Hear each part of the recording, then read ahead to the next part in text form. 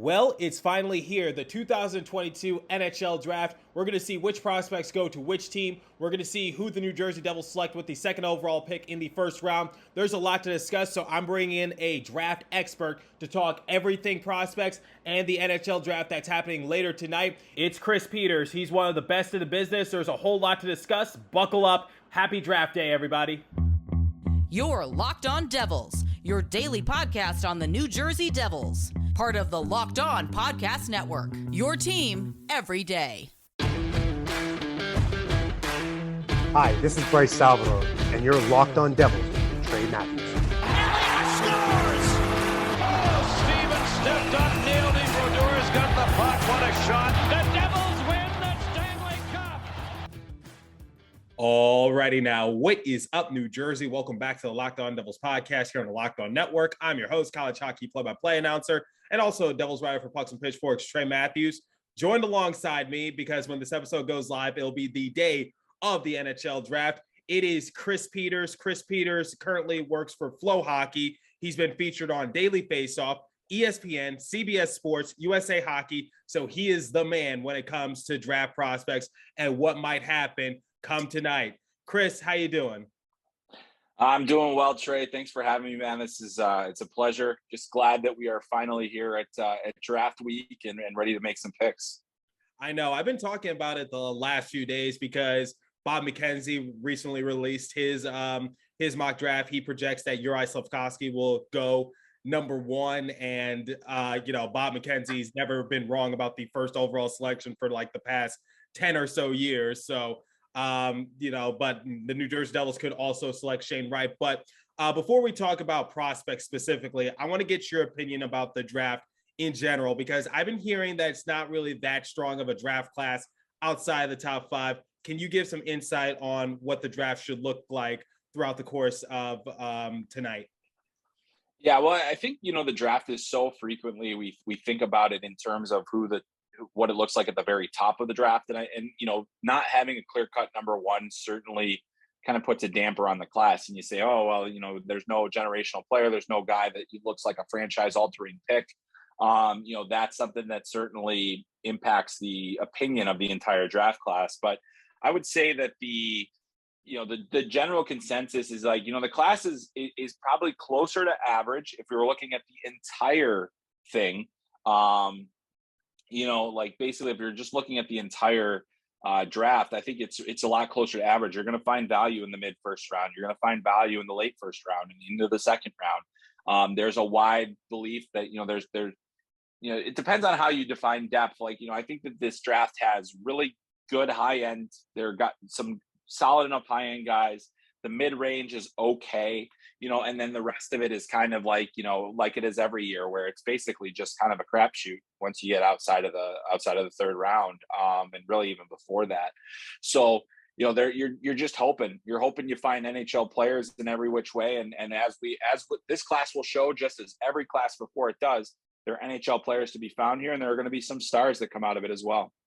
I always say, you can always find a diamond in the rough. The two main examples I use for New Jersey Devils are Jesper Bratt and Yegor Sharangovich, not drafted particularly high, but we know what Jesper Bratt was able to do this past season, borderline all-star. Yegor Sharangovich is now a vital part of the Devils rebuild.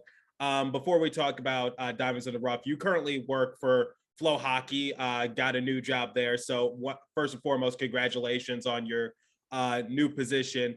And like I said, you've been covering the draft for quite some time for Daily Faceoff and also Hockey Sense. What have you been writing about the draft so far, leading up to it now? Is there just an article or maybe a podcast that stands out to you? Because I know every draft has a certain narrative, and I know a lot of people like to write their own stories. So last year I talked about the draft being dominated by the University of Michigan, especially with Owen Power, Luke Hughes, Matty Beniers, and so on. But what have you been covering the draft so far this season? Yeah, I think the biggest thing is we've spent so much time on the very top and whether or not Shane Wright is the first overall. And I think that's probably the overarching narrative of the entire draft is what is going to happen at number one.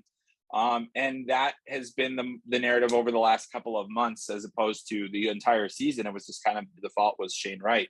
beyond that, I think that's kind of indicative of the rest of the draft. I think this is probably the least predictable draft that we've seen in some time, and that there are a lot of opinions on players that are all over the map. And because of that, it makes it really difficult for NHL teams to value, like, are we going to be able to get our guy here? Are we going to be able to get our guy at this pick? Should we trade back? Should we trade up? There's just so much uncertainty, which creates a little bit of chaos and certainly a lot of drama. And for us, the viewers, fun, basically where it's going to be a lot to kind of take in and, see who's going to move picks, like who are going to be the guys that move. Are there going to be roster players that move for draft selections? Those are the types of things I'm really curious to see and looking forward to. As far as obviously, you can go to dailyfaceoff.com still, where my draft rankings for this season are, and see those, and just kind of, I would say that even as we get closer to the draft, I put those out about a month ago. You talk to more scouts, you do more things, and you start thinking, oh, maybe I would move this guy or that guy if I had a do-over.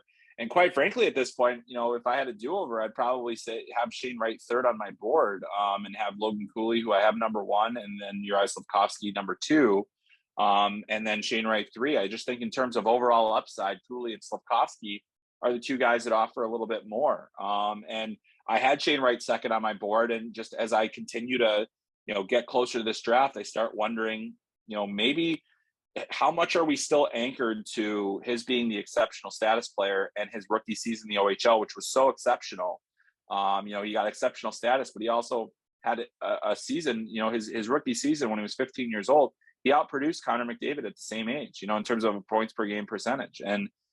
But that has not continued. That trend has not continued. He didn't play anywhere last year. And then this year, he had probably the lowest points per game average for a number 1 out of the OHL since Rick Nash, so that's where you're at. I mean, and I don't know if I could say that Shane Wright's going to have a similar career to Rick Nash. And that would be a great career. It certainly wouldn't be necessarily, the best, but it would be a great career. And it's just, there's a lot of uncertainty left about this draft. I think that's the overarching thing, is anything can happen.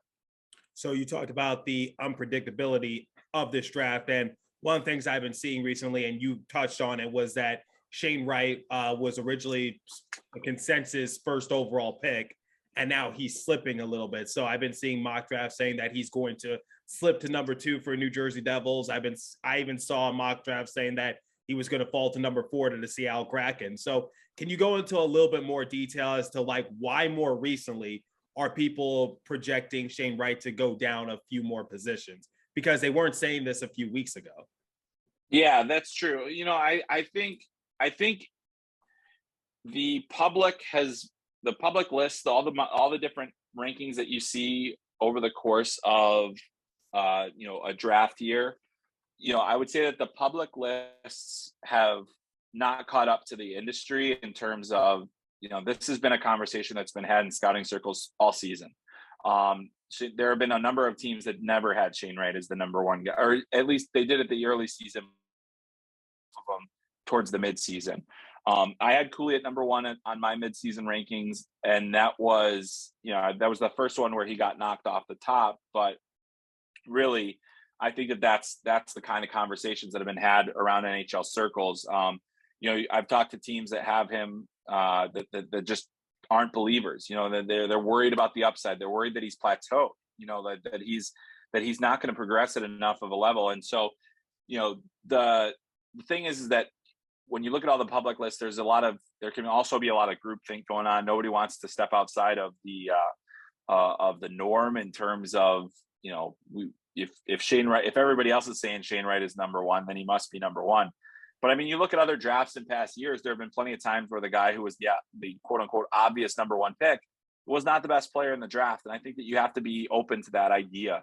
And especially this year, when you've had a player that had a great track record, but really still needs more to prove, quite frankly, and didn't have the draft season that said unequivocally that they were the number 1 prospect. And really none of those guys did. Not Cooley, not Slafkovsky. Nobody had a season that was like, unbelievable, this guy is clearly the number 1. So we've kind of had to project, and I think there are a number of people out there that just feel that Slafkovsky, Cooley, maybe even Simon Nemec David Juracek, some of those guys could have a higher ceiling than Shane Wright. And I think that there's some validity to that thought. See, I'm gonna have to respectfully disagree with your take about there's no one who's like set to be a first overall pick, because quite honestly, I've been seeing the mock drafts now, and people have been talking about Juraj Slafkovsky now possibly being the first overall pick for the Montreal Canadiens. And the thing I've been saying about Slafkovsky and his overall game is that I think if you compare him to Logan Cooley, Shane Wright, Simon Nemec, whatever the case might be, I think he's the most NHL ready, given what he was able to do in the Olympics, the World Champions, a big winger. So I was just like, if the New Jersey Devils have the chance to select him, I believe the New Jersey Devils will be like laughing themselves to the bank, because I feel as though here they got a winger who they could develop, a winger who was able to hold his ground in the World Champions, a Olympic MVP, someone who led the Olympic totals in points. And I feel as though, if we compare him to Shane Wright and Logan Cooley once again, I felt as though he was the most NHL ready. And, that's where I stand in terms of Juraj Slafkovsky being the possible first overall pick. I'm just like, well, people are starting to get educated a little bit more. And, people are starting to realize that, maybe Juraj Slafkovsky does have the most upside, if that makes sense. Well, I'd say that he is the most NHL ready. There's no question about that. The question is who's going to be the best player in the next couple of years? And and oftentimes the center is the more valuable position. And so but the thing is if Juraj Slafkovsky is a top line winger in the NHL and either Shane Wright or Logan Cooley are a number 2 center, that number 1 winger can be the more valuable player. So I would also say that those 3 guys, Cooley, Slafkovsky, and Wright, are the guys that I don't feel there's a lot of separation among the 3 players. I don't feel like they are the guys that, that any one of them is like so much better than the others. But I would say that, Slafkovsky's performances in the Olympics and the World Championships, and then obviously being 6'4", 220 pounds. I mean, there's upside there. There's no question about it. I just think that, for me, Logan Cooley's the most dynamic player in this draft. Shane Wright's probably the smartest player in the draft. And then Juraj Slafkovsky might be the physically most imposing. And also he's got that goal scoring ability. He's got good hockey sense. He's competitive. He does all the things you want. So you've got 3 good options. I think that's the misnomer of where we're at. Just because there are 3 that are not, nobody is far and away the better player or the best player of this draft, that they're not good. Like they are good. They're really good. I think all 3 of them have a chance to be really special players if everything goes right. But yeah, I mean, of those 3, I respect your opinion, because I think Slafkovsky, when you watch him play, I mean, it's hard to ignore the appeal of a 6'4" winger with his scoring ability. Yeah, and I also want to talk a little bit about Logan Cooley. So we've touched on Shane Wright, we've touched on Juraj Slafkovsky, but some of my listeners have been saying look, Trey, I would rather take Logan Cooley with the 2nd overall pick in case Juraj Slafkovsky goes number 1 and Shane Wright is projected to fall a little bit. They've been saying they want Logan Cooley. You've been talking good about him, saying he's the more dynamic player between him and Shane Wright. Said Shane Wright's the smartest, but what makes I mean this respectfully as possible, what makes Logan Cooley that dynamic? What makes him that much more special possibly than Shane Wright?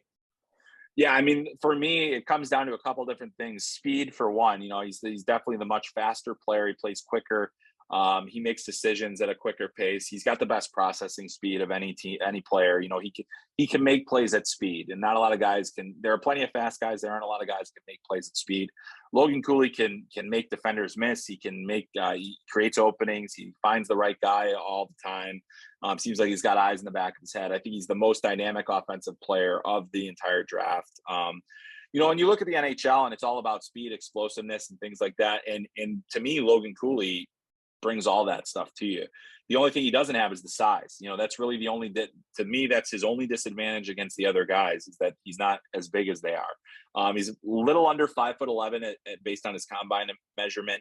If he continues to grow a little bit, then you feel maybe a little bit more comfortable. But I just think he's, to me, I've watched him. I also think the other thing that I give him an edge on is, his progression year over year has been sensational. Okay, so we talked about Shane Wright, we talked about Uri Slafkovsky, we talked about Logan Cooley, but I want your like final top 5 prediction, and I think you've already touched on it a little bit before, but I just want you to reiterate a little bit. Like, if you had to like lock in your mock draft right now, who are your top 5? Like, in what order?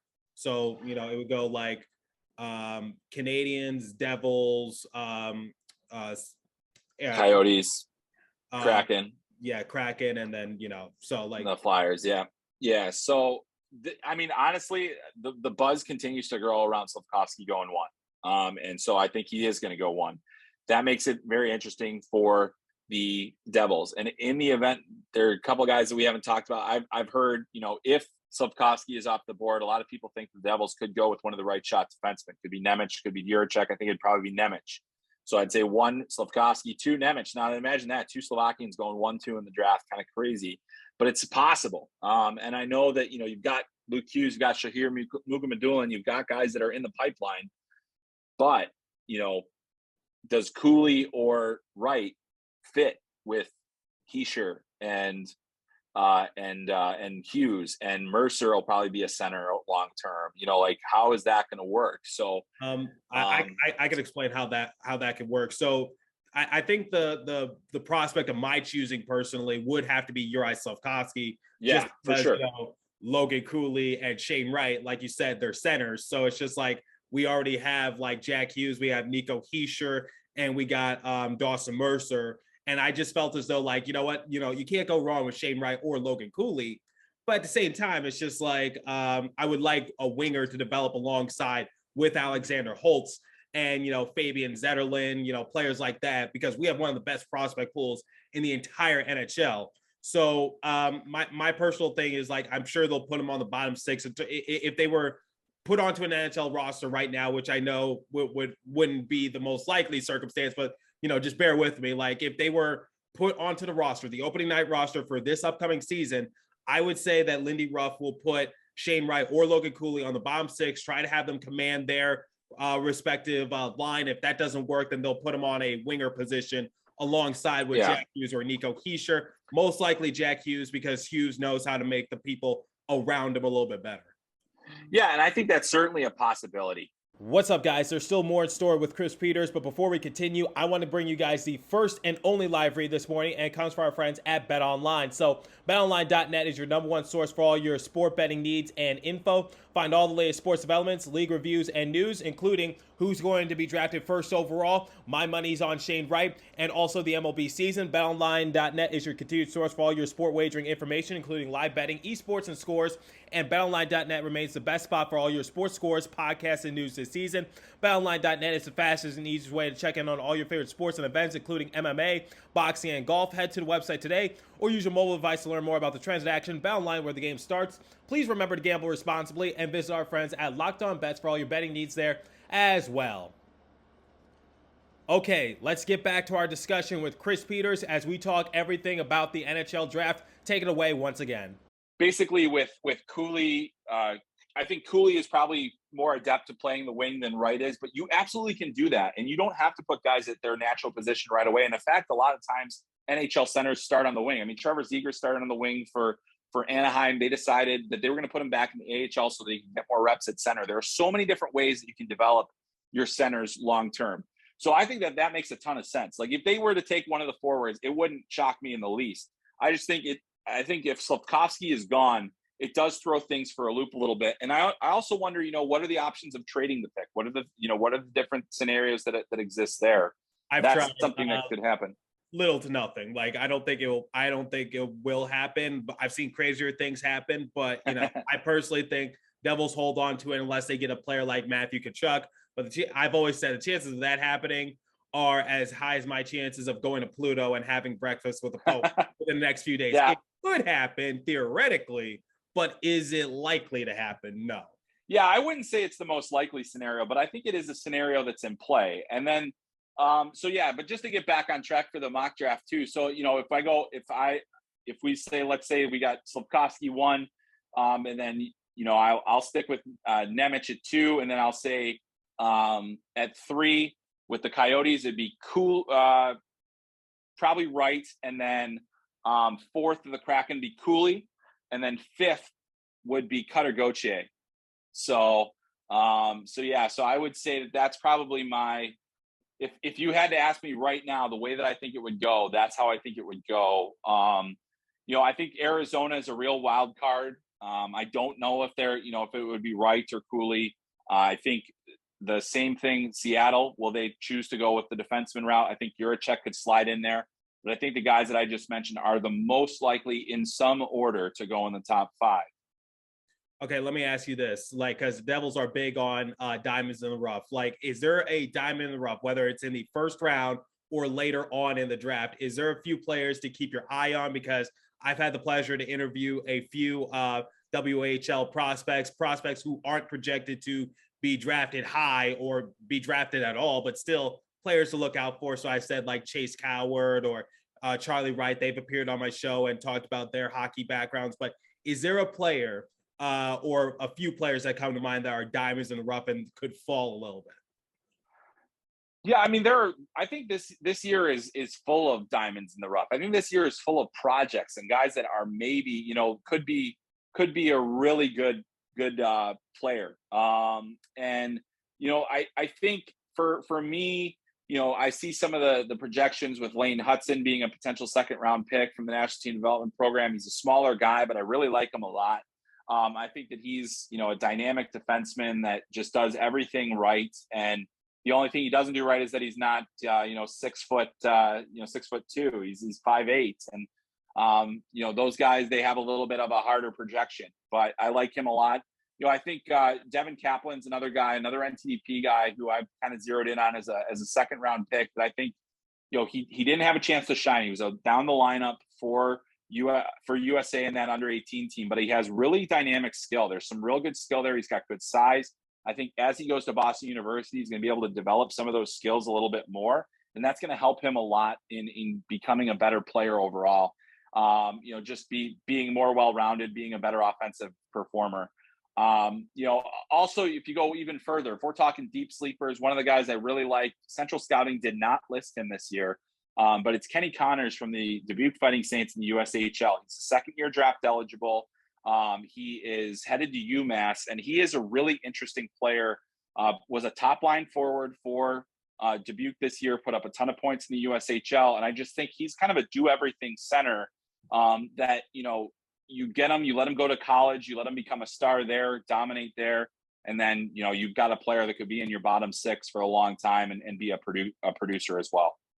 All right, awesome. So, Chris, we're going to have to see what happens during the course of the draft. I want to thank you for your time. Where can my listeners find you? Yeah, thanks a lot, Trey. It's been great to be with you. I'll definitely have a lot of draft coverage at FloHockey.tv. That's my new outlet. I'm really excited to be there. You can still get my draft rankings at dailyfaceoff.com. And then also on Twitter at Chris M. Peters. That's where I will be providing plenty of live commentary from the draft as well. Once again, Chris Peters is the man when it comes to NHL draft and also prospects in general. So hopefully the Devils draft a gem with the second overall pick, and hopefully it's someone who can make a long-term impact, because we are no strangers to getting prospects, getting diamonds in the rough, wherever the case might be. Chris, thank you for doing this, my man. Hey, my pleasure, Trey. Thanks for having me, man.